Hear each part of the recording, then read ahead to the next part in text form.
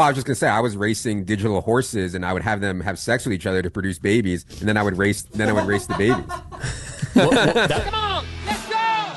You think I'm gonna come on here and put one of the Aussies in the elite tier? I'd vote for Rob of 25,000. I wouldn't vote for you. I can basically just cheat and get the same bets that they're getting. And it's weird because you can also pay your bills at the same place where you bet. I mean, you're a short guy. What?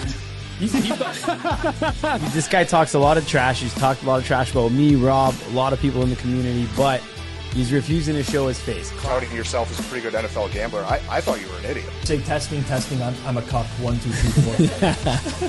Aussies, going head to head with the Aussies. That's what I drew for, and I said, get him, Kirk. And they call me a mean-spirited name. I don't hang out with them. The Toronto Maple Leafs at 14-1, staring me dead in the face. I'm already getting, a lot of early. This could be the best Circles Off episode that's ever been done. Welcome to Circles Off, episode number 175, right here, part of the Hammer Betting Network, presented by Pinnacle Sportsbook. I am Rob Pizzola, joined by Johnny from betstamp. How are things? $1.75 is wild. I know. We've done a lot. Somebody asked me today how this podcast started. I'm like, what happened? Maybe we've told it, maybe we haven't, but I think basically one day I was just like, you know what? We got to start a podcast, me and Rob, in the betting space that's only sharp content and like none of this picks previews and none of this garbage. Like that's everything that's out there right now. Like let's just do sharp betting, like lifestyle show. And Rob, at first he's like, send me a deck. Yeah, send me something. He's like, understanding the vision. He's like, send me like a vision, like put some time into it. So I put some time into it. I reviewed a couple other podcasts. I sent it to him, and he's like, all right, like let's do it. We'll try to do it. We recorded the first couple. Like, what was it originally called? The At Odds podcast. Yeah, that's right. And then we realized there was a bunch of other ones. After episode 3, we became Circles Off. Yep. And $1.74 is actually wild because that's years now. That's years. It's years. I've been here for over 100.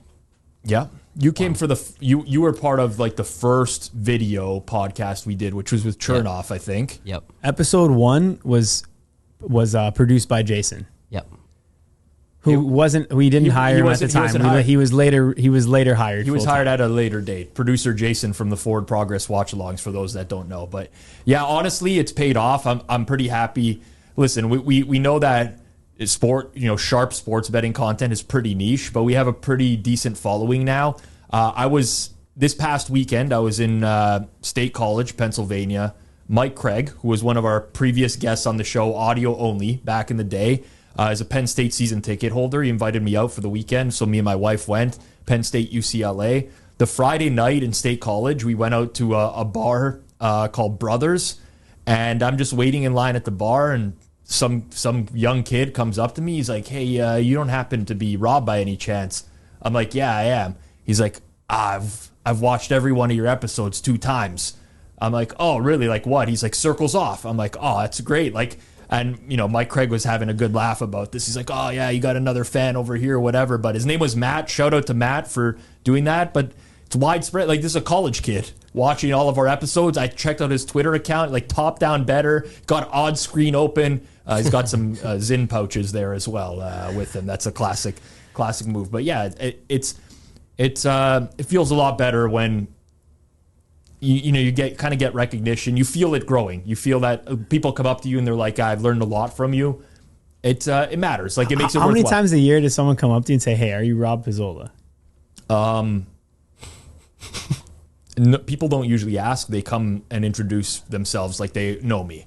So I listen, I'm not pretending like I'm an A-list celebrity here, right? But I was on. You're like an F-list. Yeah, you're there. You're right there. So for those that don't know, when I was in my early 20s, I was a radio producer for the Scores radio division called Hardcore Sports Radio, and within about a year of being full time at that, one of my hosts got fired, and I showed up for work that day, and they're like, "Hey, Gabe Morency got let go. You're in," and I'm like, "Okay." I'm like this 21-year-old kid with a bunch of acne and like it's Drew Bledsoe. and it was a radio show, but it was simulcast on TV in Canada because they were kind of looking for cheap programming, right? And we're already doing a radio show. Might as well put on some cameras in the studio, play it on TV as well.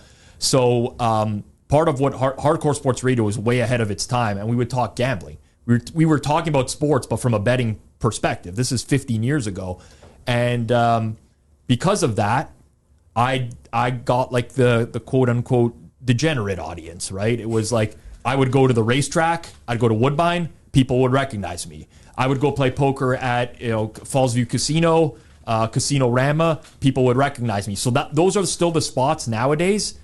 If I'm there, that's where I'm most likely to get recognized. It probably happens honestly every single time I go to one of those places. Someone will know me from that or from this. So, hey, congrats. Well, you're a celeb. It's only a matter of time before you can't walk in the streets of Toronto. Yeah, whatever. How often do you get, hey, are you Johnny Betstamp? Never happened. Never happened. Never happened. No. Depending on where we are, obviously, yeah, but not on the street. I doubt that's ever gonna happen. I hope it never happens. Yeah. Well, it might. It might. Listen, I hope it does. Honestly, that would mean that we've reached a critical mass. So yeah. How about you, Zach? How many times anyone tell you, hey, are you producer Zach? Yeah, Pisky. When Pisky saw him on the street on King Street, he said, "Hey, producer Zach." Over there. I know a lot at Bet Bash. That was cool. That's different. That's it. We're in our zone at Bet Bash. Never anywhere else. Like people really know at Bet Bash. It's a big percentage of our audience, but. Yeah, I'm honestly running on fumes here. It was like an in and out type of trip, college party town. I partied, went to the game, got back right away. Sunday NFL, still had my commitments, pizza buffet. I'm moving right now. I'm in the process of like staging my house. I got rid of Tortellini as well. No, Tortellini is now with another family. Legend. What? Legend. Yeah, but I can't carry him around with me forever. I travel. I feel like I have to get someone to come in and check on him. Probably. You hate to say it. That's a plus EV move. It's a plus EV move. He lived. I gave him a good life, a good first 12 years of his life or so. He's on to another family that will care for him. I got some pictures of him that were sent to me already, and he's having a good time. Eating some lettuce and mango. He's eating his lettuce. He's got a bigger space. That was part of the thing. I'm moving, and I'm like, am I gonna bring this guy to my new house? And like, you see, like the guest house I have, that's gonna be like my man cave. That's kind of like where I would put him. And I'm like, I don't like tortellini or the pool table. Like, oh no, it's tough. It's tough. No. He did win a handicapping competition against the human, but that's where we got to cut the lines. But he is a legend in the space. And speaking of legends in the space, that would be Pinnacle Sportsbook, the world's sharpest sportsbook available to bettors across Canada. Find out what pro bettors have known for the past 25 years. Pinnacle is where the best bettors play.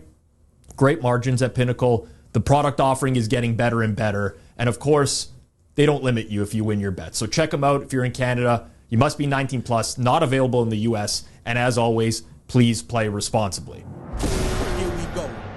Our guest this week is formerly of RotoWorld and DraftKings and is a co-founder of Establish the Run, also known as ETR in the space. He's one of the most respected DFS football analysts and podcasters in the space. He's won multiple Fantasy Sports Writers Association awards while at RotoWorld before focusing on DFS full-time in 2015. You can follow him on X at Adam Levitan. Adam Levitan joins the show today. Adam, how are things? Things are good. Thanks for having me, guys. I appreciate it. Yeah, no problem at all. We're both big fans of yours, especially Johnny. We talked to Peter Jennings back in the day, Three Donkeys pod as well. Love all that stuff. So this has been a long time coming for us. Yeah, long overdue. Thank you for joining, Adam. We appreciate it, man. For sure. Yeah, one of the few Three Donkeys fans. We appreciate you. Bring it back, man. I'd sign a petition right now. Send it over. I'll sign that right now. How many we got to get to bring? Will you pay for it? That's a better question. Would I pay for it? Yeah. Yeah. If I'm spending an hour on it, then that's pretty expensive for me to spend an hour a week. So yeah, I'd pay. Of course. What are you going to charge for it? Million. No big deal. A mil? A mil? Yeah. If you need investors in the show, yeah. No, I'd back it to bring it back. I think you can do something big with that. Would it be the same guys? Sure. Sure. Yeah, For the we'll right talk. price. We'll talk should off talk, air. I'll yeah. I'll back that. I'd back it. All right. Well, I mean, we'll get into some of the questions. We listen. So everyone knows you as kind of like a DFS guy. Established the run, obviously being like a big DFS and like fantasy ranking site. Obviously, you're transitioning into betting as well and things like that. But we just wanted to, hear from you. Like, what do you guys do right now? Like, what's your day to day? What are you doing? Yeah. Oh, I should be clear. Like, we didn't start any of this or get into this with betting in mind or anything. I mean, we were strictly fantasy guys, DFS guys. That's pretty much it. We thought that the best way to attack DFS was with a more technical approach and a projection-based approach. And so spent a ton of time developing projections. And then it just turned into people wanted that stuff for betting props. So like we didn't get into it for be into betting or props or anything like that. We're just DFS and fantasy guys who happen to see a lot of overlap with prop stuff. So yeah, I mean, right now our main focus is just simply what is going to happen with every player in every game every week, down to the minutia of how many pass attempts will they have, how many interceptions will they throw, what's the distribution of their yards if the median is 65, et cetera, et cetera. So yeah, that's all our focus is pretty much right now. When you first got into DFS, was right around the time that I think I first got into DFS as well, the early stages. What was it that you gravitated towards? Like, did you view it as a money-making opportunity, or were you just like a sports fan, fantasy guy through and through, and that's what piqued your interest? Yeah, so it's just like a perfect storm for me, DFS. I could feel it. I obviously love sports and loved regular fantasy. Growing up, I actually won by like some miracle ESPN's overall fantasy football title. Like out of everyone who played ESPN fantasy in the year 2000, I had the best team. Won a trip to Disney World. I was like 19 years old. It was wild. So I was always into it, but I kind of gave up on fantasy and sports for a while. I was just playing poker. I was playing poker 20 hours a week or so from probably the time I was 21, which was in 2003 when Borgata first opened in Atlantic City, and then all the way to when Parks opened in Philly. So, probably 10 years, 8 years of playing poker pretty seriously. And if you look at a DFS lobby, the first time I looked at it, I was like, oh my God, this is just like online poker. Mm-hmm. Oh my God, how is this legal? I don't think this is legal. They're telling me it's legal. And I was like, if this is legal, this is going to be absolutely massive. And at that time, I actually was thinking about getting out of the whole, like, trying to be a reporter space. There was just no money in it. And I was like, trying to burn the candle on both ends, working and playing a ton of poker. So yeah, I was ready to give up. I mean, I had applied to business school, took the GMAT. I was going to go get like some corporate job, and then DFS hit, and I was like, oh my God, this is it. And it changed the industry so much. I mean, when there is real money on the line, like there is in DFS, and a lot of it, people are willing to pay more for it. And then also just from a playing perspective, I mean, can't make that much money playing season-long fantasy. But in DFS, you can roll over. If you want to play for 6 figures on Sunday and roll that over into the showdown slate and roll that over into the Thursday slate and roll that, you can just keep playing huge. So yeah, just way more liquidity to the whole industry made a huge difference. How quickly did you ramp that up out of curiosity? Like when you first got into that space, were you slow to adapt, or was it like, this is a huge opportunity here, I need to really push at this? Yeah, I was so bad, I'm just not aggressive enough with my role. Probably I just didn't have a lot of money at the time, and I remember talking to my friends from poker. I was like, hey, this DFS thing, like maybe we should give it a go. And I was like, yeah, maybe I'll put like 5K on or something like that. They were like, 5, you got to put way more on and really like go for it. And I was like, yeah, I don't know. I don't really know exactly like how it works, if it's legal. And yeah, I tried to ramp it up more around 2015, 2016. I think the games at that time were probably already starting to get a little bit tougher, still soft compared to the way they are today, but certainly started to get a little bit tougher. So yeah, I was probably too slow and not aggressive enough for sure. Out of curiosity, so you've transitioned into Establish the Run now. I use Establish the Run player prop projections. I've spoken openly about this before. I kind of run my own projections. I like to compare them with other sources as well and bet where kind of we're all aligned. And I'm a big fan of what you're doing there. Obviously, lots of applications to sports betting nowadays.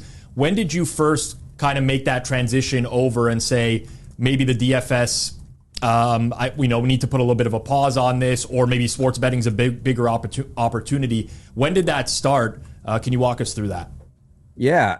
So for a while, we were only releasing the actual fantasy point projections.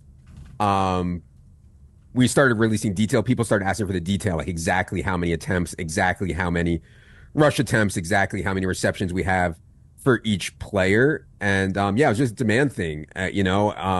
People wanted to see all that stuff. I think some sophisticated people are using it for DFS, to try to figure out distributions on their own for DFS. But I think more people were probably looking at it for props. It was no extra work for us. We were already doing all this. And so for us to flip a switch and say, hey, we're going to be in the NFL player prop market game, there's market dynamics that I think come into play. But in terms of the actual work, we were already doing all the work. And last couple of years, we spent a ton of time and it's a ton of money working on the sim stuff and the distribution stuff, which also helps for figuring out all kinds of different things that are going on in the props market also.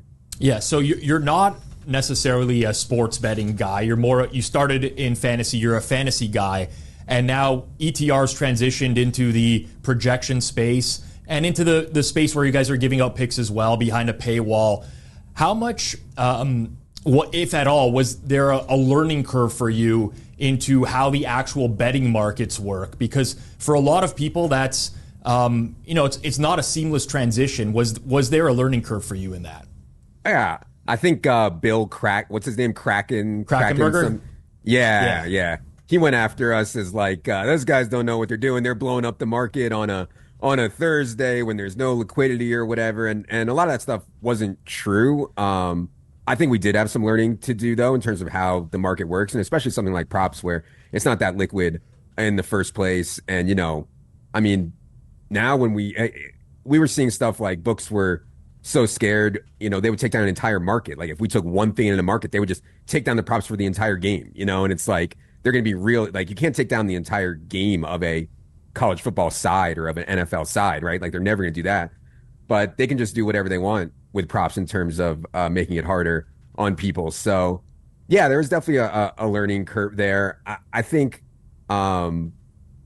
we are pretty up to speed, I think, over the last couple of years on market dynamics and props, especially since we're somewhat controlling a lot of it. There's way more participants now, I would say, and we're probably not controlling it as much as we did a couple of years ago. But yeah, it's a fascinating market for sure. All these niche markets I do find really fascinating. Yeah, it's really interesting. It's not even niche anymore. I've been saying this for a couple episodes now, but I've spoken to a couple buddies who work at a lot of these major books, and what they're seeing is like the handles are actually higher on a lot of the prop stuff than full games now. It's passed it in a lot of times. For certain markets, I've been saying this, like touchdown scores, you can bet more on a touchdown score than you could bet on a college football total, or sometimes college football games, depending on the game. You could definitely bet more than anything college basketball. So instead of, people used to think, the easy markets to beat are like the props, but really the easy markets to beat are like college basketball totals and stuff like that. The harder ones to beat are like NFL props. I'm not saying they're hard, but they're harder than, WNBA totals for sure. Well, it's gotten a lot harder. Like 3 years ago, I would say 4 years ago, I could probably just look at the prop screen, just eyeball some stuff, bet some unders and win.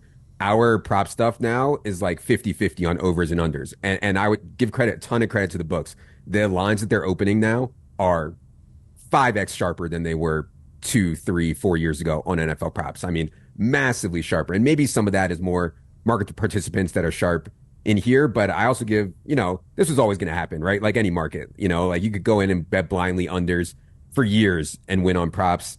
They weren't going to let you get away with that forever, and so they've got, I think, wisened up to some degree. And like I said, I think the lines are roughly right now, like I'm pretty sure, I'd have to look, but I'm pretty sure that we've taken almost the same amount of overs as unders this year, which would have made me sick to say. Like I actually would have thrown up saying that like 3 years ago.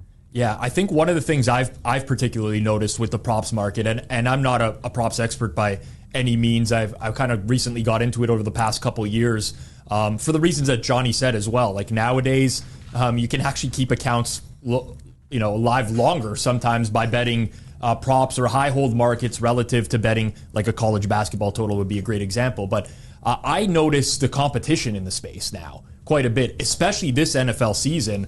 We're 5 weeks into the season now. You have a lot of pick selling services now that will actually oppose one another on games. You see some big moves one way, buy back the other way.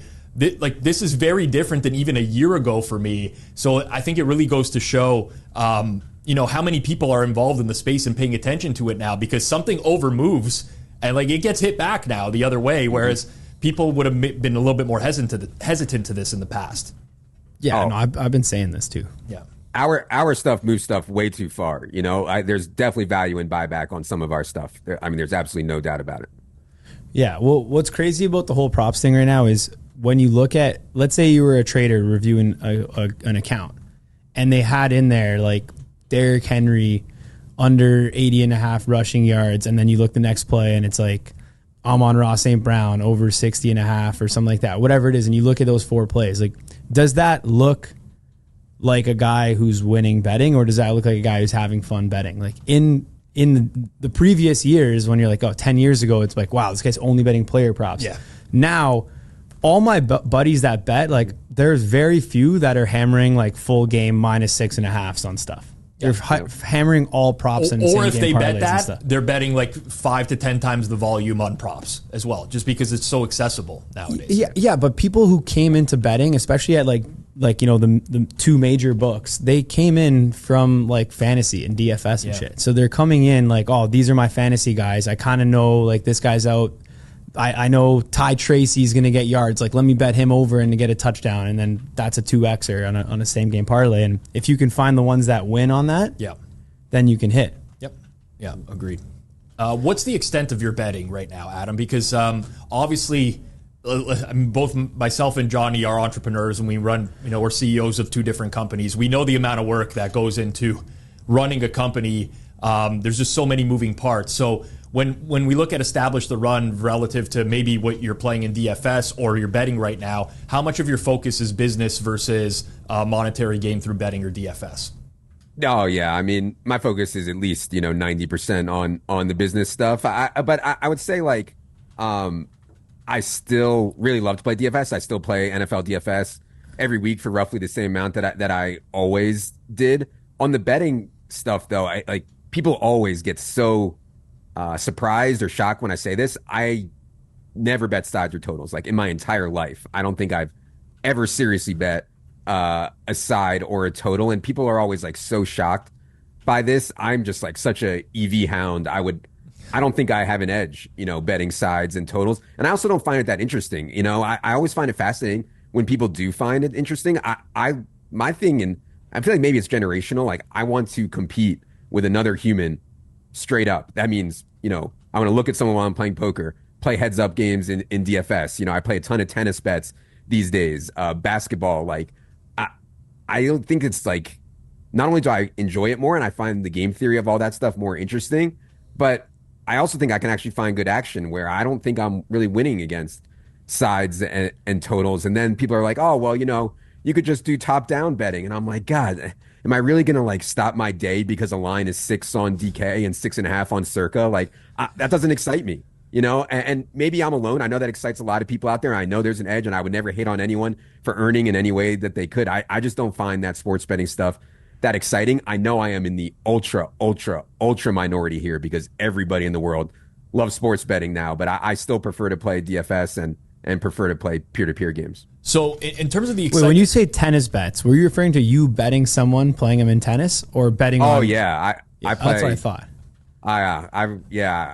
I've probably played like 5 or 6 pretty high stakes bets over the last 6 to 18 months or so. And I have a coach and a trainer. I'm always like ready to play a tennis bet if there's anyone out there. Is there a spread? Is there a spread or like you handicap or just straight up?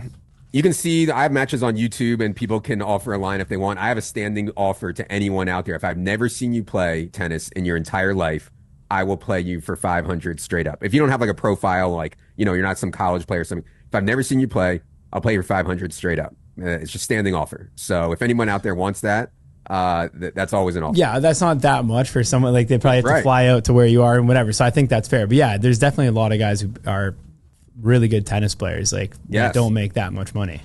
Oh, and I think it's like the best game from both physical and like mental strategy perspective. It's so fun. And yeah, there's always lines. I played a match with a frying pan against a former pro. I give guys 15 love lead, 30 love lead. I take those kind of leads, play with one serve. I mean, there's all kinds of handicaps that you can do to make it fair, for sure. But we have to establish how, good we are versus each other, and that's where the initial 500 comes in.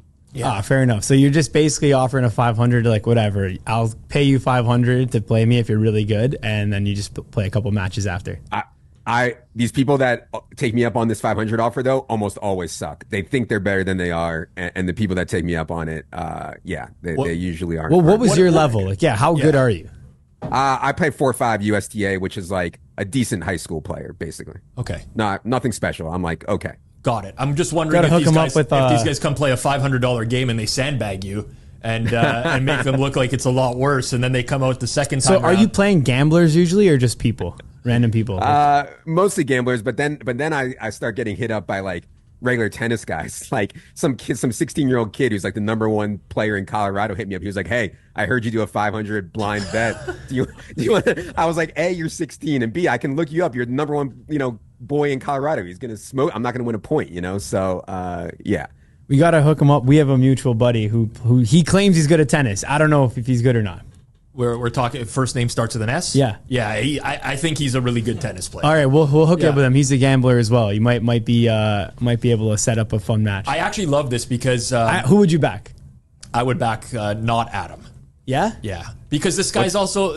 I play golf with this guy, and he claims he's not good at golf, and he's actually really good. Yeah. So if he thinks he's good at tennis, he's probably really good.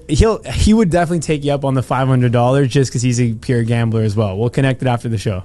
Perfect. Yeah, that's good. Are you good at tennis? No. I like playing tennis, but I'm not good at tennis. I would never say I was. Well, growing up, I played some doubles with some friends. Had a good time doing a bunch of stuff, but I'm not a big tennis. I actually love that you brought that up, though, because I'm really into betting on the golf course personally. I'm not a good golfer. I'm like a 14 handicap. But when you have like handicaps in golf, you can figure out ways to make things even. I just like to have competitive matches, no matter what. I think it kind of like, watching people crumble under pressure or like rise to that level. It actually changed my perspective on how I viewed sports as well. Like guys like Derek Jeter, who I always used to crap on, who people like, oh, he's just, he's a clutch hitter. And I'd be like, there's no such thing as clutch. I actually really, really started to believe in clutch and like anti-clutch over the years. I would play, for sure. I would play anyone in a sport where like you still want to have fun, right? Like I don't like gambling with people for real money on golf because like, there's too much chance for issues to arise. Like, people cheating, stuff like that, like kick a ball in the line. Tennis, it's like, we're playing a game of tennis. Like no one's going to, it's pretty easy. Like I'd play you as well with the correct handicap. I'm not very good at all, but I'd play for money just for fun. But with a handicap, golf though is one I don't love gambling on golf. You ever get into any real beefs on the tennis court with people like calling bullshit? They call it out, it's really in one of those. Got to go to the Hawkeye. So you guys might know Brandon Adams, pretty famous poker and DFS player. I played him the most. We probably played like 7 or 8 matches, pretty high stakes, and we've had calls back and forth both ways. But both of us know we're not going to cheat each other on purpose or anything like that. So if I'm playing big, it's usually with someone that I would trust and know, like Brandon, who I know is not gonna really make any bad calls. You guys get like a ref or an ump, I guess. An ump? No. You video it's a $500 match. You're not going to. No, he's saying they're high stakes, not for the $500 one, for the high stakes. Yeah. No, we get our own balls and and call our own lines. Yeah, gentleman's game. Nice. That's fun. Okay, so you mentioned you don't bet major market sides totals. It doesn't interest you at all. But you were big into DFS, and we have like this new suite of product offerings nowadays in the sports betting world. And DFS tournament play, which I was pretty heavily involved with for some time, you get into all sorts of stuff like projecting the high ceiling players. There's a lot of game theory, a lot of pricing correlations and stuff like that. And we have a lot of that nowadays in betting markets with SGPs that are being offered. You get alternate player prop lines and things of that nature as well. Is that the kind of stuff that interests you? Have you ever jumped into those type of bet types? Yeah. So I think the best comparison to me would be an SGP to a showdown slate in DFS. For you guys don't know what like showdown slate in DFS is, it's just a one game DFS contest. And it's like what you're trying to do in both of those, in SGP and showdown, is like what's the most tail outcome that's actually viable? Like, can we have defense and captain with 4 players from the opposing team in flex? And so the sims are super helpful for figuring that stuff out. I think it's a little more complicated in DFS because you need to think about dupes too, which is where, the game theory comes in. But it's the same thing as single game parlays. What's something that's really unlikely, but less unlikely than the books think? And the classic one that I always think of with SGPs is like understanding distributions of different kinds of players. Like Jamison Williams under 2.5 catches over 100 yards. Yeah. That's way different than Wan'Dale Robinson. Wan'Dale Robinson, maybe it's over 7.5 catches under 35 yards or something really tail outcome like that the books have trouble pricing. My problem right now, why I haven't bet that stuff, is I don't have a great way to price that right now. It's something that we want to work on, and maybe we will one day. But I don't have a great way to price that myself right now, so I haven't bet any of those. I'll just push back on that a little bit because I would think that your intuition would allow you to just look at a price and say like that's an edge or it's not an edge. Because I'll be honest with you, the Jamison Williams is a perfect example of something that I play pretty regularly. I hit one of those earlier this year with Darnell Mooney. Under on stream, by the way, yeah, live. You could have got it too if you were watching. Check out the live stream. Yeah. Anyways, that did happen. Pat myself on the back, but I had no idea if that was a real edge or not. I just looked at the price and I'm like 80-1. I mean, this happens way more than 1 out of every 81 times that this game is played, where Mooney's going to go under receptions, over receiving yards, and a touchdown. So, that's sort of what I guess what I was pushing back on is like needing to know the price in order to make a bet rather than just being able to estimate. Sure. And one thing that we struggle with is like, let's say we could price that, right? And we put out a tool that prices this. It's over, Mm-hmm. I mean, it's immediately over. The books have it. They're going to adjust all their prices. They're going to adjust their distributions, and it's over. And so like we're real cognizant of stuff we put out where, it's not an ethical thing where like it's more just like if the market's gone, we're not going to be able to beat it, So yeah. Where would you be looking right now? So this show has, pretty much all our listeners are people who love sports and are trying to win and are advantage players. So if you were to just give us like a brainstorm right now, where would you actually look in terms of betting SGPs? Let's say for NFL, because I know it's your specialty. So you mentioned like, okay, inverse correlated under receptions over yards. Any other angles, maybe some of the quarterbacks, touchdowns, what else is there that you'd kind of go to? Yeah, good question. One thing that I think we've seen in the Sims for DFS, which I don't know how applicable this is for SGPs, but playing like running back and wide receiver from the same team without someone from the other team and without quarterback. In other words, like, let's say you played Travis Etienne and Brian Thomas Jr. together on the same team without Trevor Lawrence and without any Colts yesterday. In my head, in my pea brain, that sounds awful. Like I would never do that. Sims are saying that's actually really good. And I think the reason that the Sims are saying that that's really good is because when a game hits an outlier outcome, which is, again, what you're trying to hit in both DFS, top heavy tournaments and in SGPs, when there's a really weird outcome, it can drag along like a lot of different guys. So like ETN and Brian Thomas can both go off in this outlier game. You need the Jaguars to score 5 touchdowns or something crazy like that anyway, 6 touchdowns, whatever. And so they both can hit in that way. That was just something I've been thinking about recently. And to other stuff, I don't really have any other great ideas for SGPs right now. When you were playing DFS, you correct me if I'm wrong, but I thought you were known as more of a cash game bettor than a tournament bettor. Is that correct? That's correct. Yes. Is it some of the variants of these bet types that might turn you off a little bit? If you're like more of a cash game guy, it was all about like reducing the variance, right? Taking the safer option. Does that translate to sports betting for you? Yeah. So I always, I always encourage people to play cash, and I do it because well, for a couple things. First, like I need money, man. Like I started doing this. I was 21. I had no money, had an expensive apartment. Like expensive girlfriend. I can't stack Sklansky bucks. And when you're playing exclusively tournaments in DFS, you can be playing really well. Like really well all year and lose. 100% that can happen often if you play well a whole year in DFS tournaments and lose. And that's really demoralizing. And like, not only would I be in trouble, I need money or I needed money, I'd probably just quit or I'd be miserable to be around. Like it would affect me. So by playing cash, I do it a lot for my mental state. I book wins. I realize my equity faster. And I think, there were spots in poker too, that I think mental EV or like emotional EV, I would say matters. Like, let's say I'm playing poker, I get into a pot.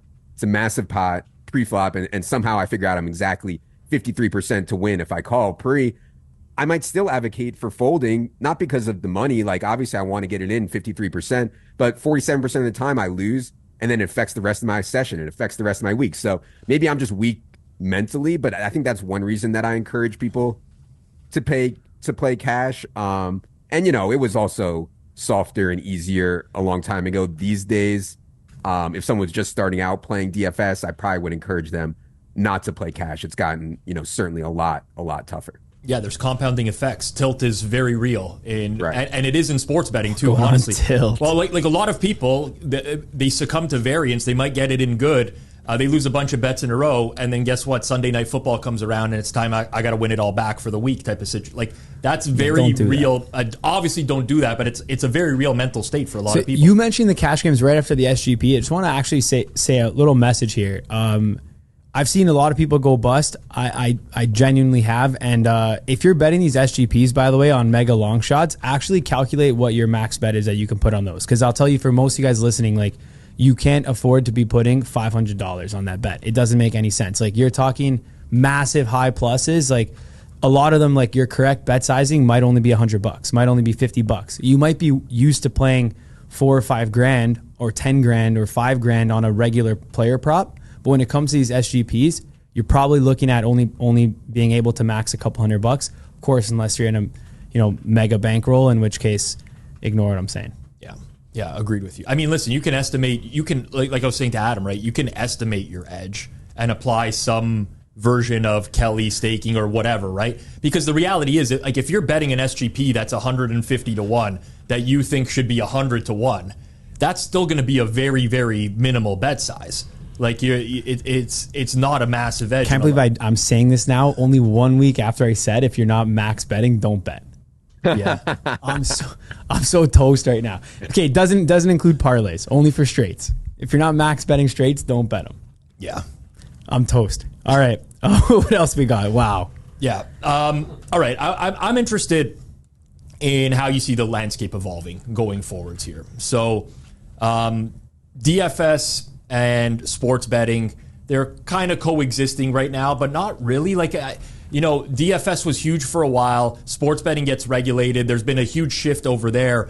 Like, do you think that there will ever be another DFS boom at any point? Or do you think now this is just like a declining industry and it's all sports betting going forwards? God, you're going to make me cry, man. I love DFS so much. I thought that my initial thought was that this would be good for everyone. We get sports betting people on DraftKings and FanDuel. They would start playing DFS. It'd be good. I think there's some sentiment among weaker DFS players that why spend a bunch of time working on lineups and thinking about all these complicated things like game theory and correlation where I can just go fire off an SGP on 6 guys to score a touchdown. And that makes me sad, man. It does, because I don't know. You could say the rake is high in DFS and they're probably going to lose. The weaker players are probably going to lose in DFS anyways, but I know for sure these people are losing betting sports. Right. And I know for sure that the handle, that they have no idea what the price should be. They put an SGP and they're getting 10 to 1 when they should be getting 40 to 1, and they have just absolutely no idea. And I don't know, it's sad. I think, I shouldn't say it's sad. It's sad for me just because I'm one of the few that loves DFS more than sports betting. But yeah, I think we are seeing weaker players go from DFS and be like, this is too hard. I'm just going to fire off SGPs. Yeah, it's funny because a lot of the complaints about the rake in DFS over time, which is like, yeah, you're not going to win money against a standard rate. They apply to sports betting for a lot of people as well, who just bet into like anytime touchdown score market, which is a massive type of vig without even thinking about it. But I think it's just the ease of the bet type, right? Which is what it comes down to. You're not setting lineups of 8 players, 10 players. You're just, having to fit them in a certain price. That's fun, but it eventually becomes, I think, for the average person, a little bit painstaking if it takes you 10 minutes to set a lineup when you can just fire off like some bets like that. Yeah, I mean, honestly, with a lot of these SGP style stuff as well, the books, like, they hide how much vig they're taking. It's hard to compare that. It's like a lot of work. So when you have, let's say, just a straight game market, everyone's used to paying minus 110 aside. So if someone were to charge minus 35, you're like, what is this? I'm not betting it. But on the SGPs, like, you don't really think to check. So it's a bit of a, it's crazy. Yeah, I mean, listen, I also kind of like grew up on DFS. It was a very pure game for a long time. It's part of what I love about sports betting is, or especially on the originating side, is it's like a logic puzzle, right? Like you're solving a puzzle, and that's what DFS was for a long time.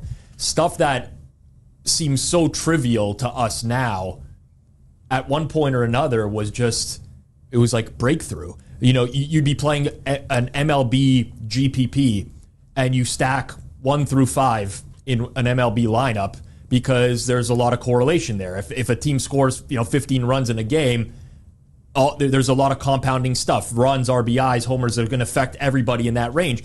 And in the early days of DFS, that people weren't doing that. Yeah. Like there was a very small select amount of people, and over time it kind of got solved as well.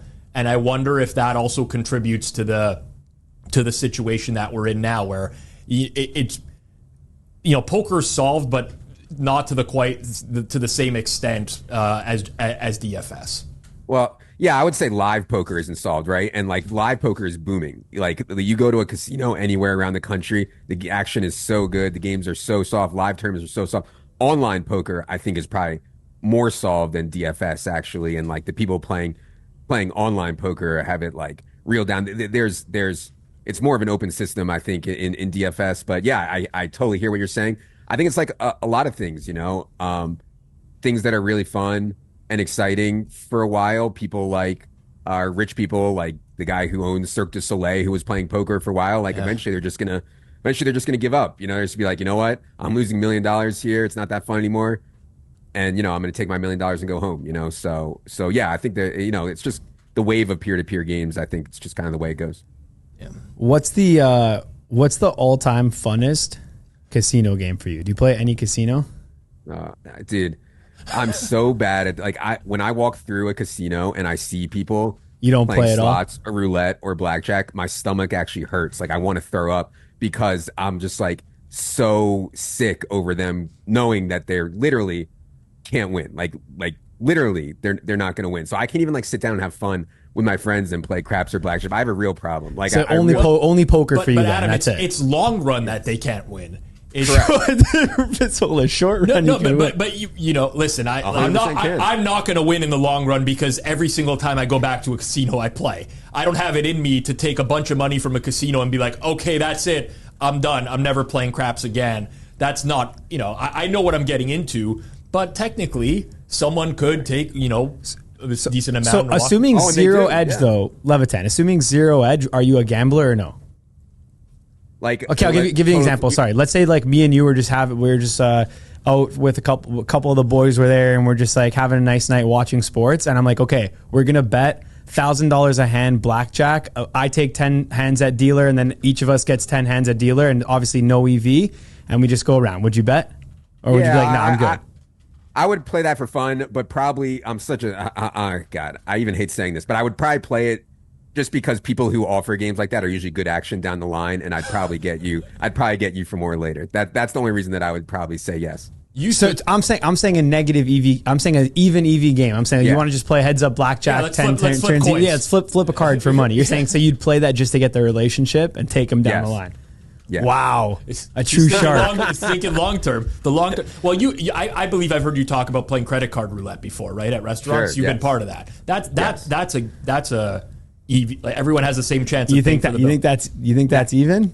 Well, wow. Unless you get some sort of credit card that's smaller, it's harder to pick out of the bunch. There's some edges I would have taken you as a guy who's bro. We got to get Bryson on so you can talk about the golf ball edges. There's some credit card roulette edges. You got to figure out which card you're using. I'd love to hear the credit card roulette. But the main reason I like playing credit card roulette is because I can't face like the separate bills when it comes and everybody's like arguing. You know, roulette is just so much cleaner. That saves time. That's way different to me than being like, hey, we're not doing anything. Let's play $1,000 hands of blackjack heads up against each other. fair enough. No, I agree. So would you say lifetime, just like betting with friends and like, for example, these tennis matches, all these bets that you're doing, like, I'm assuming you're up, but like, what would you say lifetime? I don't know. Not that much. Yeah. I've lost plenty and yeah. There's a lot of fun ones too that I do, you know, just give people action because I like Bales did that disgusting 6, 12, 18, 24 bet, which I lost a lot on. And yeah, I mean, sometimes I give people action to do funny stuff too. So yeah, I'm definitely not up a lot, but I really do. Were you on the Bales push-up bet against him or for him? I was for him, of course. I was actually there with him and his girlfriend, the pillow girl, for a lot of it. Yeah. Yeah. That one was, you know, if he said he could do it, I knew he'd be able to do it. You know, he wouldn't say it if he couldn't do it. Yeah, I backed Bales for quite a bit, and I barely ever chat with Bales. I met him at Sloan once. We went to a Bruins game, but I DM back and forth with him, and he was pretty confident at that time. And there was this was during COVID, right? I'm almost certain it was during COVID, and there was nothing else to bet on at that point. So there was actually really decent liquidity amongst other bettors who wanted to bet on this stuff. So, I mean, it wasn't anything crazy, but I think I won like $4 or $5 grand on the heels, and then he dunked it all back on Joey Knish push-up. No, I did not. I did not bet. I bet against Knish on that one as well. But yeah, that was a big thing for a time. Push-up bets. People were just randomly posting videos of them doing push-ups in their garage and stuff like that. After everyone wanted to be Bales. That was an insane Bales feat. was an insane feat, and then Knish followed up with one of the least impressive feats. And Uncle K, obviously, you know we're boys, but that was a brutal one. I did lose on that. I actually played that at Bet Online. You lost money on Knish's push-ups. Yeah, I played for him. I said he was going to do it. It was like 150 push-ups in 15 minutes. Like I can't do 150 push-ups in 15 days. It was a bad bet, but it probably got me way higher limits at the book. You know, I remember the Bales one was like, it was very riveting. It really was like must see. It was 2,400 push-ups, right, in 24 hours? Correct. 12 hours. 12 hours. Yeah, and not to say that it was easy for him. I actually left to go to work for a little. I had like a little office near his apartment, and then I came back, and he was like on his bed, like he did not look good. He looked like super pale. He said like he was super dizzy, and yeah, like so it wasn't. Yeah, it definitely wasn't easy, but I always thought he was going to do it. Honestly, he maintained like such good form throughout the whole thing. It was absurdly like impressive. And then he ripped out a couple bonus ones at the end. He just kept going. He just that was unreal. That was a great time, man. I kind of miss having nothing to bet on just for a little bit of time because we were betting on like push-ups, Madden simulations. I had like my Tortoise was giving out picks and stuff like that for a little bit of time. Good. You know, it was crazy times. COVID was crazy. I can't believe people back. Sorry, Levitan, go ahead. Oh, I was just gonna say I was racing digital horses, and I would have them have sex with each other to produce babies, and then I would race the babies. Well, that was Zed Run, no? Yeah. Yes, exactly. What about when your Tortoise bet Ben the better in the pick contest? Yeah, he beat a human being in a pick contest. They literally posted odds up, and the turtle was minus 160. And people were literally saying, people were crossing big amounts, like giving Ben the better negative, like basically a 50-50 picking contest. And the turtle came in and did it, bro, because Ben mismanaged it, and it was an edge. What was insane about that, we'll continue on here with Adam in a second. But what was insane about that contest was there was such a big advantage for Ben on the way that the contest was set up, because he built up like a 4 or 5 unit lead in the first couple days, and all he had to do was he had to just give out 3 picks. No, because he could pick between 3 and 6 games a day, and he literally was up 5, had a 5 unit lead, and he was still just firing 6 games. and then that meant the tortoise could fire 6 games as well, and then he lost. And it came down to the final game. I'll never forget. There was some fat crosses on that, by the way. Like I was privy to a couple, like 5 figures easy. I'm pretty sure people were helping Ben as well. Like people were reaching out to him with he was picking stuff he'd never picked before. Like there was some sort of interference, and he still lost. Anyways. And meanwhile, Rob's turtle, he's putting a piece of lettuce out. He's like, "Who do you want?" Home or away? He's just going waddling over to one side. Oh, that was incredible. Good shit. Good shit. I want to talk a little bit about the ETR projections. We had Taylor Cabby on one of the previous episodes. We talked a little bit about this as well. I'm just curious if there's been any evolution in how you guys are making the projections, because we're seeing a lot of evolution with NFL metrics nowadays as well. Like even just the amount of people who know what EPA and success rate are nowadays is night and day relative to what it was 2 and 3 years ago. Is there anything cutting edge that you guys are doing now, or would you say that a lot of it has been status quo? Oh no, all this stuff is over my head now, man. I honestly don't even know like what we're doing behind the scenes. We have a 4 full-time data sci team now, and we completely rebuilt the way that we do projections, and it's all sim based now, like pulling projections from the sim. What's this player's ceiling in this game? It's the 80th percentile outcome from the sim. So run it 10,000 times with our baseline projections and then figure out what the 80th percentile is there. That's the ceiling. 20th percentile is the floor. And then you can always pick out in there all the different distributions. So that has been just absolutely massive for us, improving our projection system and understanding the distributions, which now, given the way the NFL props market is now, if you can't understand distributions, median versus mean, create your own medians for different kinds, I think you're in like a lot of trouble, because utilization stuff is table stakes now. I think that's like where I'm best at, and that's where previously I think we had a pretty big edge. It feels like table stakes now to understand that this guy's going to be in the slot.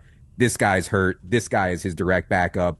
Puka Nacua is out. His direct backup is going to be Jordan Whittington, and Tyler Johnson is Cooper Kupp. Whatever you want to say, like all that stuff, I think is kind of table stakes now. I think we can do it slightly better than other people, but yeah, all the stuff on modeling has been and simulation has been the cutting edge, and made a huge difference, I think. Yeah, it's interesting. My most the market I'm most fascinated in is the touchdown scorers right now, because you can get so much money down on them, and it kind of looks a bit square, I believe, but obviously there's still edges, just like with any market. So when you look at the usage stuff, you mentioned, like, for example, Whittington coming in for Puka there. Like, I feel like I know at least 20 people, just my buddies, that would like know that offhand. It's like, right. I agree with you. Like, it's more table stakes now. What's anything you could look at that would give an edge in specifically touchdown scores? What would you look at? Yeah. So we look at touchdown scores. We honestly don't see many big edges there. Where we do see big edges is like rarely used tight end to score 3 touchdowns. The books are mispricing those. You'll never hit one, but the books are, you'd have to live like 100 lifetimes to hit one, but the books are mispricing like Brock Wright to score 2 touchdowns in the Lions game next week and stuff like that. It's really hard, I think, to find like new data that people don't have, if that's what you're referring to. I do think that the next wave of what makes a difference is all of the offensive line, defensive line stuff. Can you quantify this lineman is out? That means why? Is that worth a quarter of a point? Is that worth a half a point? Does that make this? Should we have a running back's rushing efficiency lower because Jack Conklin and Wyatt Teller are out? Like that stuff is really hard to quantify. I think some people are doing kind of a mixed approach, which I actually honestly think is better for all this stuff. Like when we do projections, it's like people think it's straight math, straight modeling. I just talked about that. It's also, hey, Cooper Kupp is out. What percent of targets in this very first game should we have for Tyler Johnson versus Tutu Atwell versus Jordan Whittington? There is no math or model that is going to tell you that. You have to put in the inputs yourself, and we have a whole team of NFL people, including myself, that is in there trying to figure this stuff out every week, and then we take that and do the modeling and simulation stuff on top of it. So I think you can do that for offensive line or defensive line play. Also, we have Brandon Thorne, who I think does a great job. He knows every offensive lineman in the league, who's out. If you asked him to assign a number value for each offensive lineman and defensive lineman and then built a model off that, it's very subjective, his numbers, but maybe you could build a model off that. I think something like that would yield an edge that people just aren't looking at. But yeah, it's definitely hard on the data side to find new data, I think, in the NFL. Yeah. So when you get, let's say that scenario that I'll give you an example from this past weekend, like Devin Singletary, who's doubtful, he's then ruled out, right? So you have Ty Tracy and you have Eric Gray. You basically now at this point know that Tracy's going to get the carries because he got the carries last week. So moving forward, if Singletary were to miss again, you're like, okay, I can assign that. But for that first week, what are you guys actually looking at? Yeah, exactly. So we look at what's happened historically. So we had it, I think, around 75% of running back carries for Tracy, like 20 for Eric Gray, and then we gave a sprinkling to Dante Miller. They called him up from the practice squad. We don't know. Maybe Dante Miller, they like him and he plays. These are educated guesses. The reason that we had it like that was because they have shown confidence in Tyrone Tracy to give him full series at times in close games. Not just when Singletary was tired or hurt. Like, he got full series at times ahead of Eric Gray. So it didn't look good. The first few snaps, it was like Eric Gray catch. I was like, oh no. And it was like Eric Gray carry. I was like, oh my God, we may have really butchered this. And yeah, I think knowing that, trying to guess that stuff is a huge edge, bigger than any modeling. If you can do it better than everyone else, and landing somewhere different than everyone else is hard to be different and right. But yeah, that's a huge. If you have a different opinion on what percent of carries or what percent of targets we have for a guy, and you disagree with us, you are going to get paid off because, we're controlling so much of what goes on in the props market. If you said, oh, it's going to be Eric Gray for 50-50 with him and Tyrone Tracy, you could have printed because we had it, 75-20 in favor of Tracy. So I like the thought process on a lot of these things. Even this will be dated by the time the podcast gets out. But for tonight's game, for example, another situation where, so you have Steele and then you have Kareem Hunt for the Chiefs. Okay, now Steele was playing. They signed Kareem Hunt. He fumbles it. First carry. So that sends it to the bench and Kareem Hunt gets all the carries. Now you have another game.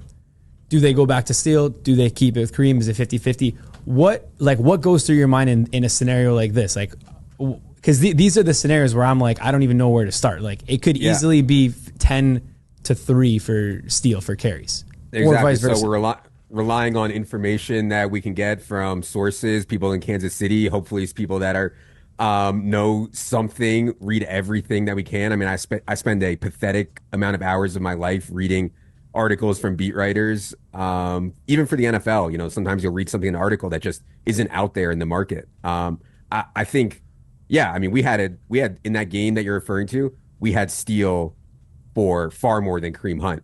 I think they intended for Steele to be the feature back in that game. Yep. He comes out and fumbles, and they're like, you know what? Let's make this an open tryout. Second quarter, they gave them all touches. They liked what Kareem Hunt did best, and they stuck with him, And, it's going to come down to that stuff a lot. This is sports, what we project, it could change in the middle of a game. So, yeah, that's a hard part of it. Going forward, like what we have for tonight, we have Kareem Hunt assumed to be the 1A based on the way that he finished that game and he helped them win. It's not like rocket science. I think I don't have our stuff in front of me, but we certainly have still a smattering for Steele and still a smattering for Samaje Perine.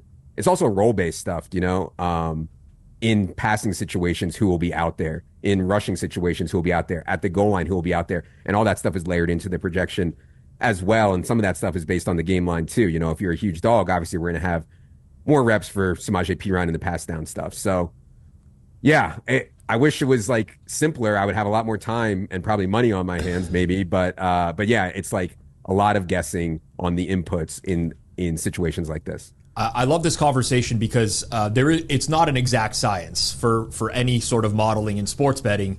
There's way more guesswork than I think anyone cares to admit that there is.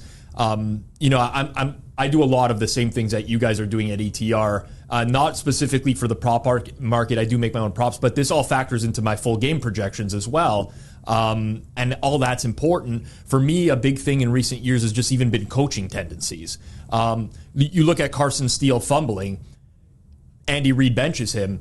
2/3 of the coaches in the league would probably still run him back out there and continue. And like there's now in-game stuff that you can account for with specific coaches as well. Belichick was known for this back in the day, right? Somebody fumbled, they wouldn't even see the field for the next 3 without weeks. Belichick now, Ramondre fumbles four weeks in a row. Yeah, and he still gets time, but that matters. The defensive schemes, like I don't know how deep you guys get into that, but some offenses, in my opinion, are tailor-made to beat certain defenses, and some coaches are going to play.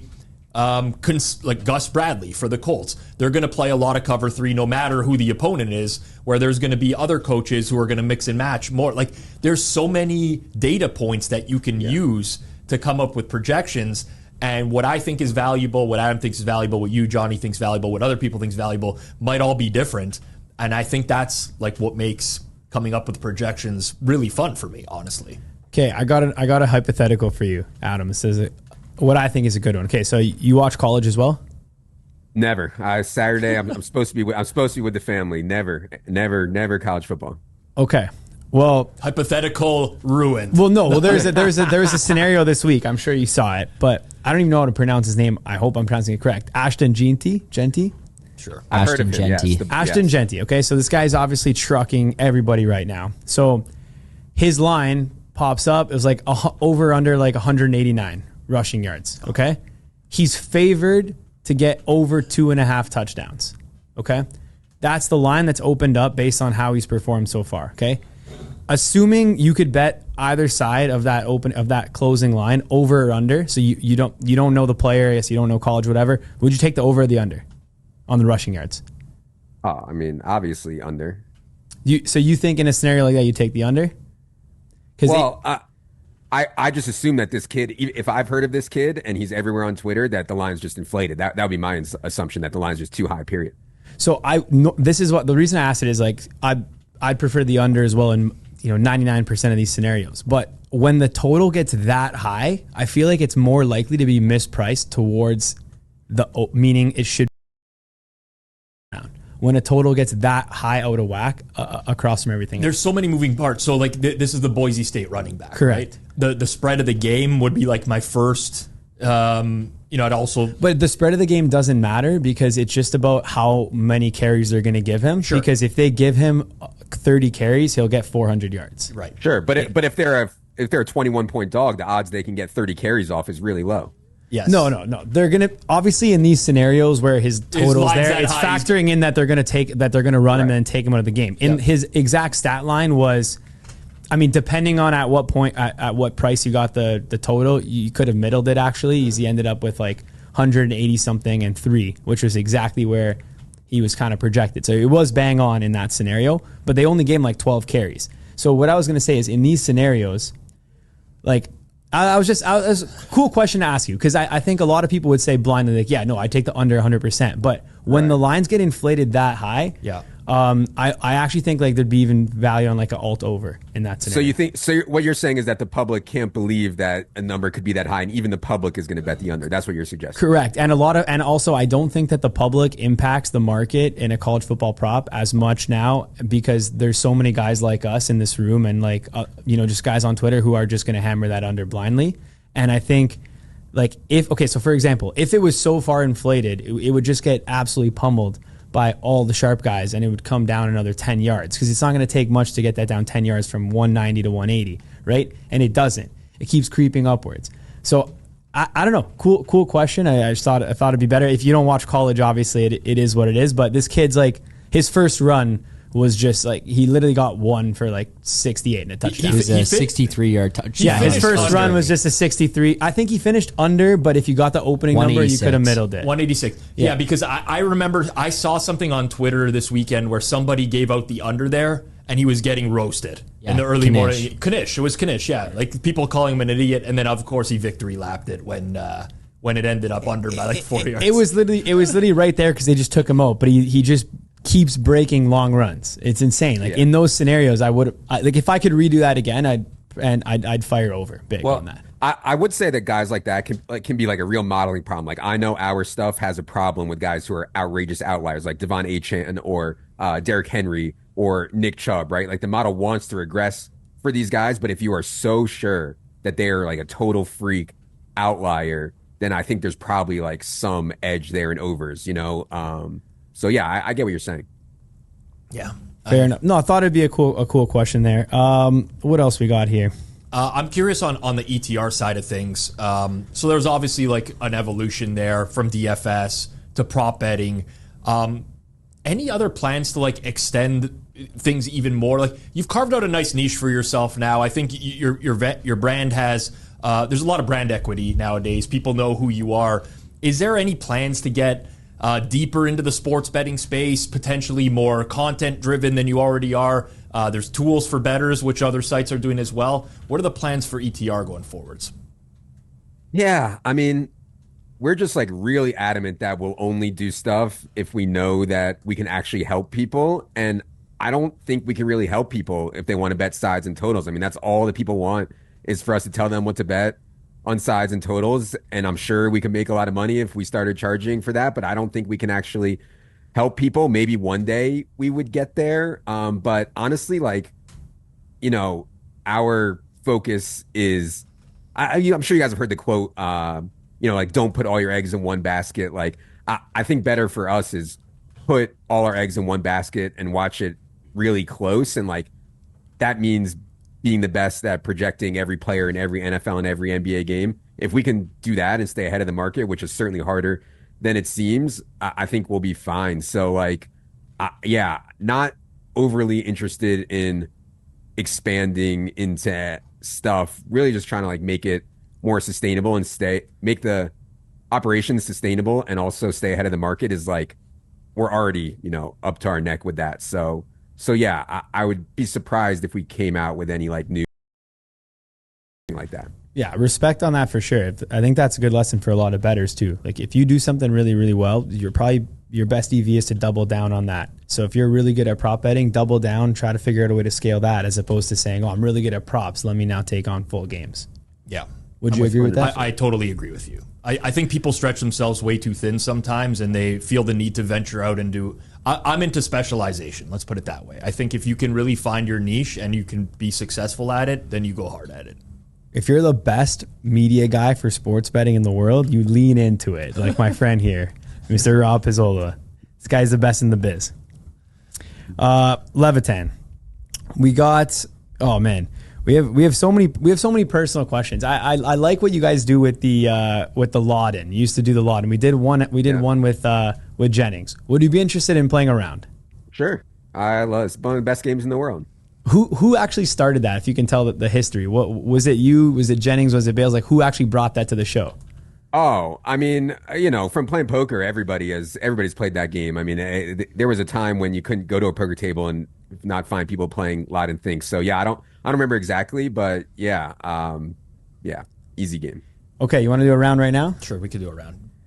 All right. I feel like it's either very entertaining for people or they're going to be like, I hate this so much. But if you hate it, we got mixed reviews last time, but I find the game entertaining. The only thing I don't find entertaining about doing this, and this is just very selfish, there's the potential to look like a real moron with some of the guesses. That's why it's so great. We asked one of the questions we did was how many stars are there in the galaxy, and we asked Jennings, and he said like 5,000 or something, and you know the real answer is like 50 billion or something like that. No, that's why you got to go one where you can't easily get the real answer.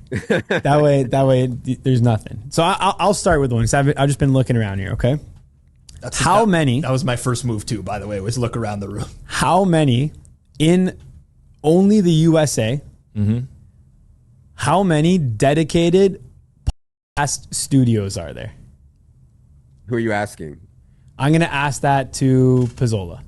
Dedicated podcast. This needs more of a definition. Okay. How many podcast studios are there that the thing is only a podcast studio, not a guy's office, and he just has a camera there? Like this is like, for example, this room we're in right now is a podcast studio. That's all it is. It's not also your house. Got it. How many podcast studios are there in the U.S.? In the U.S. Yeah. What's a I can't ask. Population in the U.S. 300 million? 330 mil. 330 million. Dedicated podcast studios. You don't say it out loud. I think we say it at the same time. Yeah, you're supposed to write. You're supposed to write it on your I calculator. I can't find a pen, but I'll try. Yeah, I had a pen. I have a pen here, but no paper. Yeah, I got my answer. All right, I have my answer. This is what Rob thinks, right? Yeah. Okay. Okay. Yeah, okay. I said Rob will say 71 dedicated podcast studios in the entire United States. 71. Okay, yeah. I said 33,000. Okay, I have 66,000. I got exactly double. Yeah, there's definitely more than 71 podcast studios. Just the major podcast. I don't have a podcast studio in my house. Okay, I can probably name 71 podcast studios just from the major podcasts. Like McAfee's got multiple studios. Rogan's got us. If we have one, we have 3. We're in Canada, to be fair. We have 4, I think. Do you realize how many podcasts actually make money? Maybe 100 in the world. Maybe.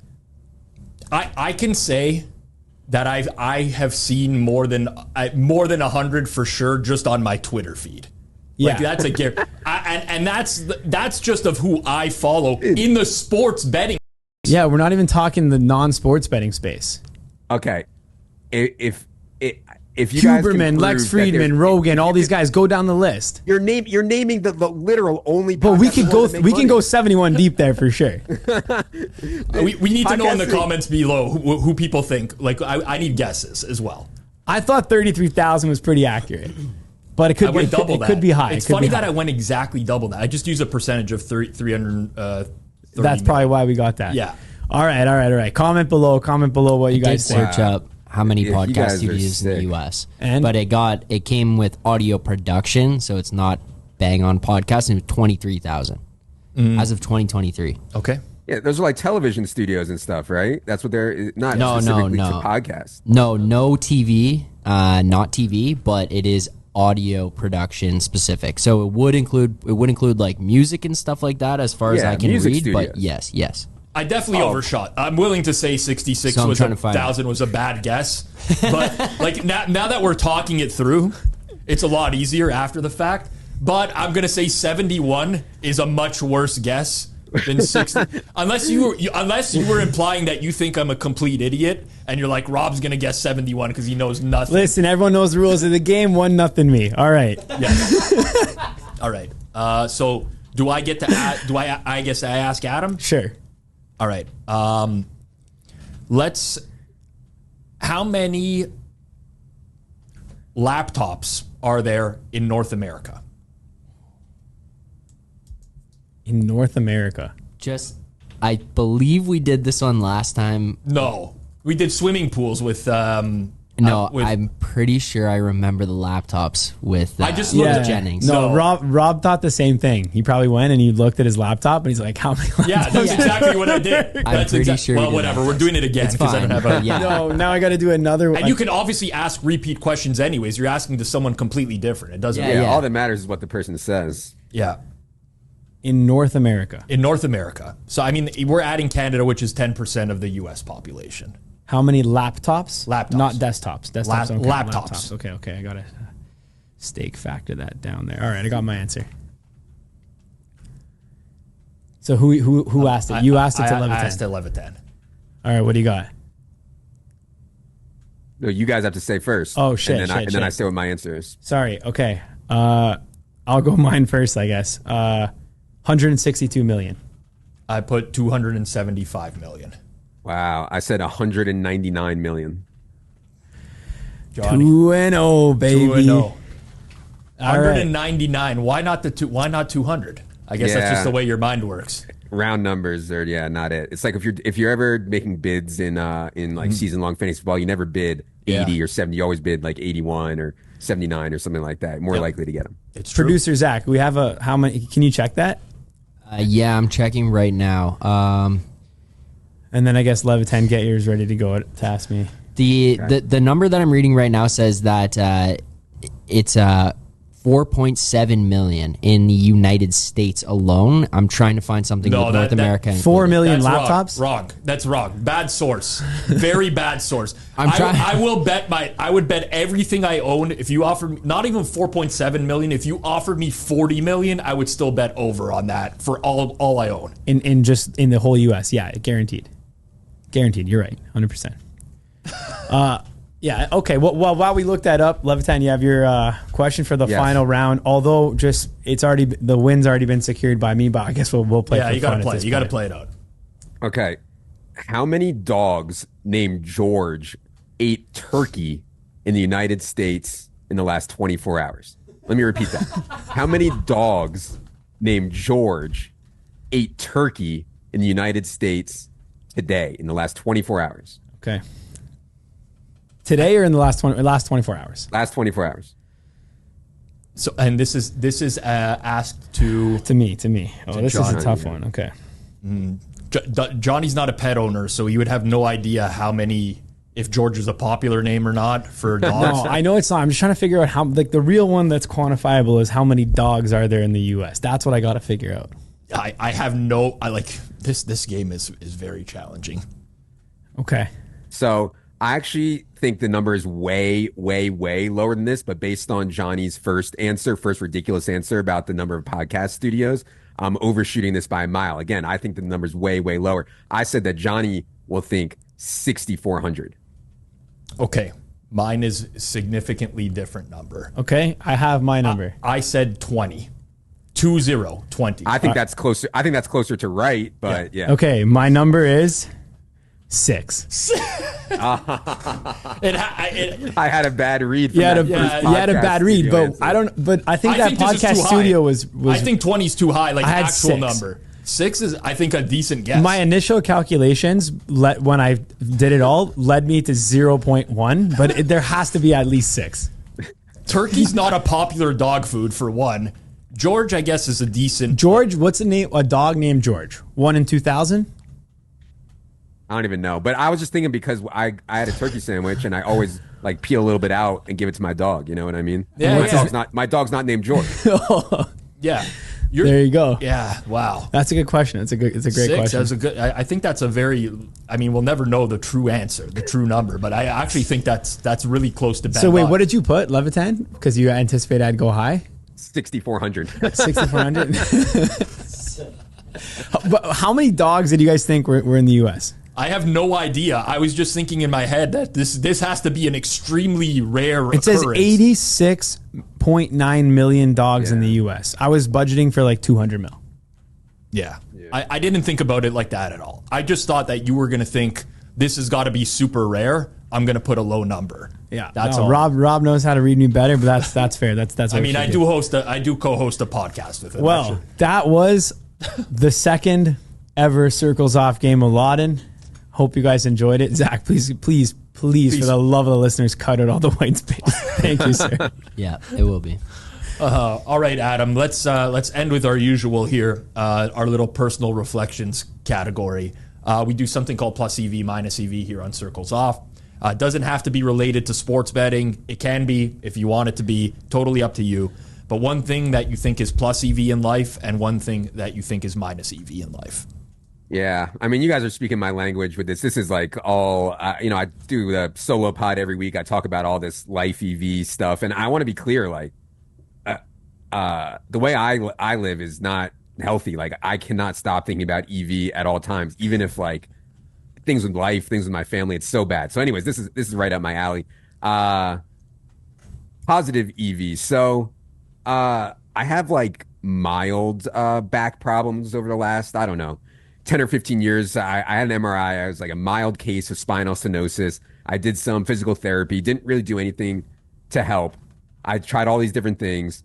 About 6 months ago, I started putting a big pillow underneath my legs while I sleep, like underneath my knees. So believe me, this is like not helping me have the sex or anything like that, but it looks ridiculous. But I take the big pillow and I put it underneath my knees.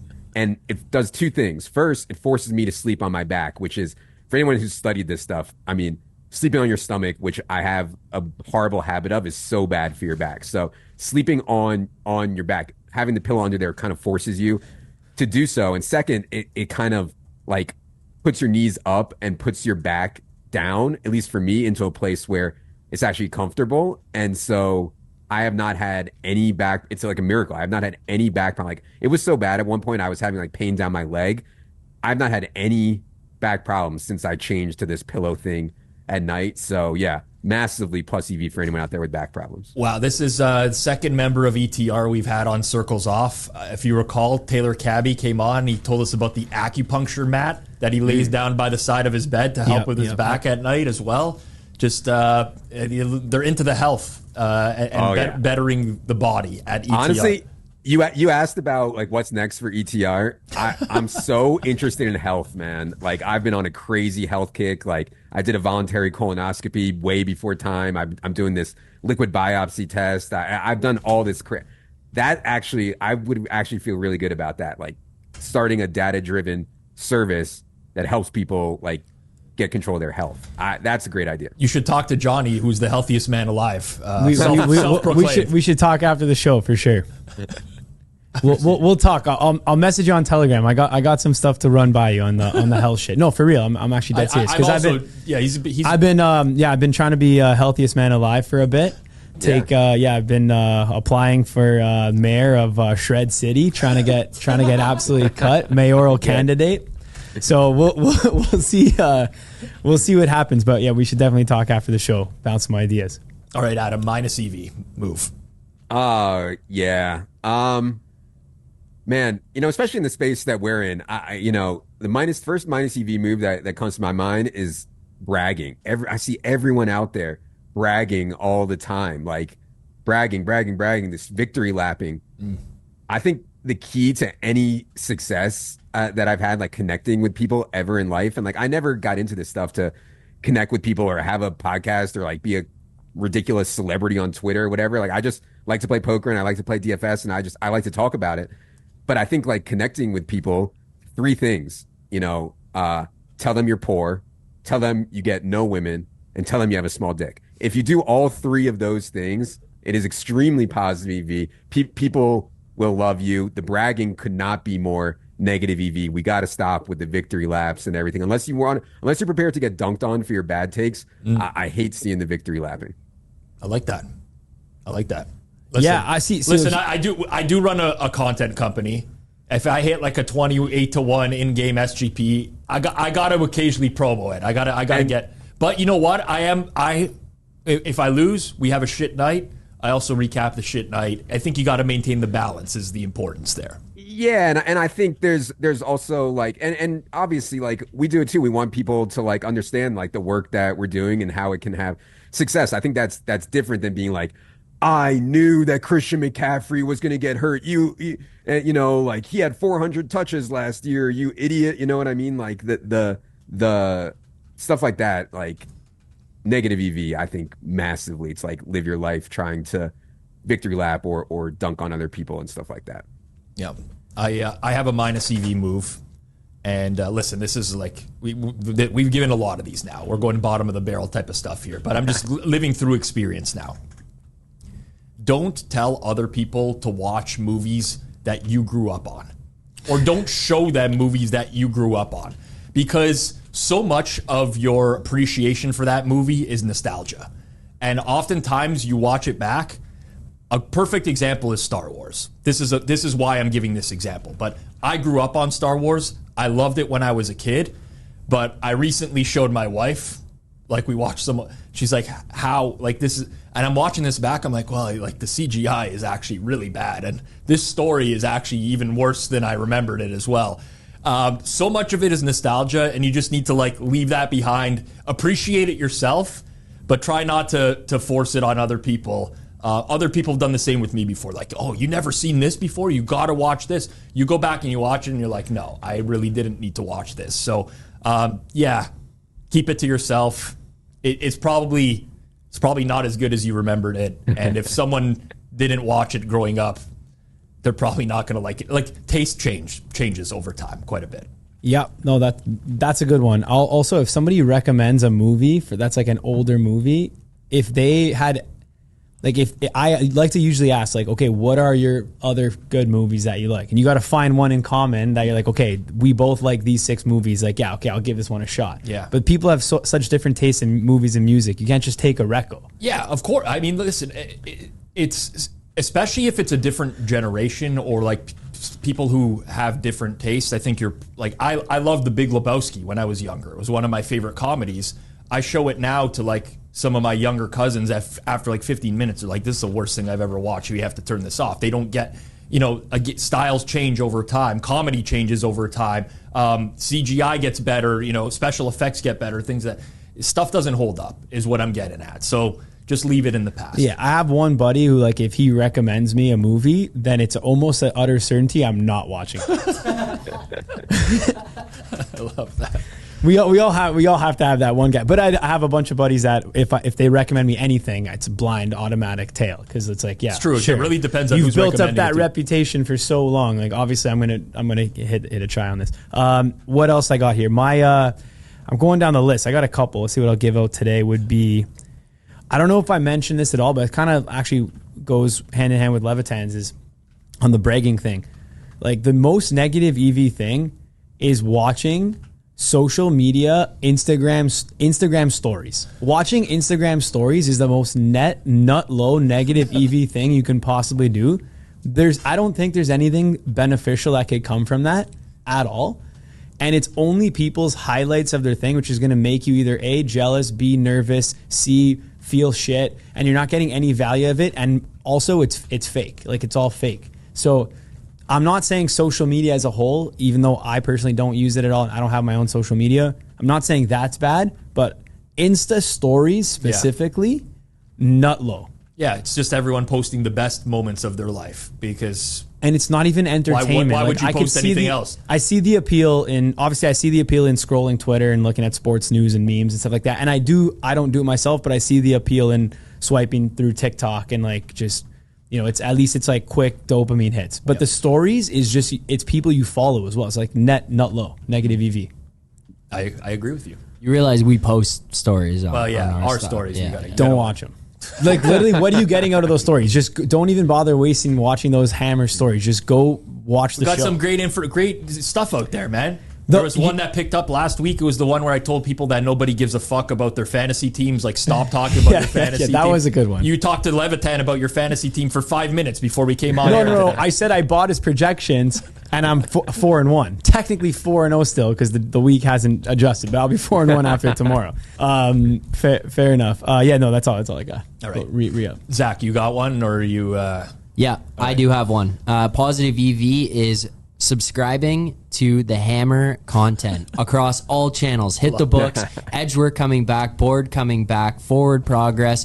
Rob's hitting 170-1 anytime TD parlays. Edgework's coming back. Net positive units, ROI for the last 2 seasons. The board coming back with Pips and Jacob. Net positive as well. Not net positive on Hit the Books, but they went 8-2 last weekend, so give them credit where it's due. Got to promote the short-term trends. I've been watching the live streams. I've been watching all the live streams you're doing for the NFL. Yeah. I will say it's taken a big step up this year from where it was last year. The shows are actually very good to watch. Like, it feels like you're just side by side with a companion, having fun, like just buzzing with the boys, watching the game.